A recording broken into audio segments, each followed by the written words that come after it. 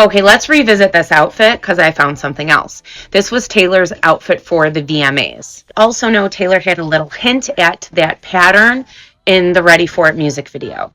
And we have related all of these muses, possible connections to the pattern, but we didn't see this one.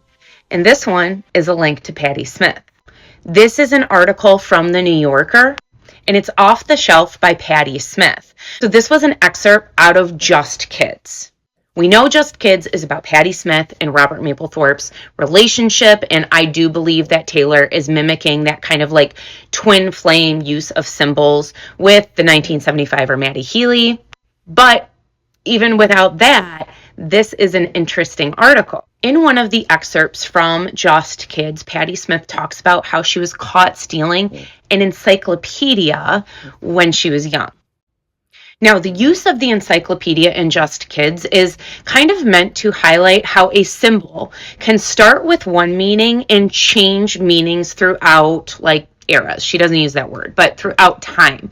Where initially it may have represented a hard lesson, it was sort of a negative thing that happened, but the connotation behind it was curiosity and wanting to learn more. And then her developing into this artist that kind of focuses her life on encyclopedias. It becomes more of a poetic gesture from the past that has a new present meaning.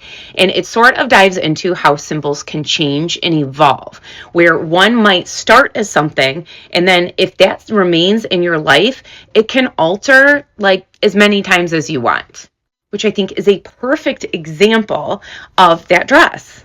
Because if this specific dress was representing something in the moment, like Patti Smith's New Yorker articles, it doesn't take away from it representing something throughout time, something different throughout different eras.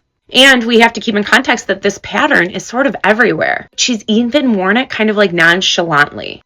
All of these have that very similar plaid pattern. It's been used time and time again with maybe a root symbol that has evolved into just symbols of different things in her life.